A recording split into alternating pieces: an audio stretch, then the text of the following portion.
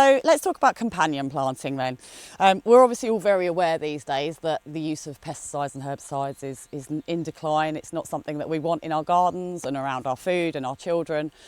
So a lot of gardeners will these days use companion planting. It's twofold, it also attracts pollinators to the garden, which is a very useful thing. And with a lot of hard standings in many gardens these days, wildlife doesn't always necessarily take the front seat.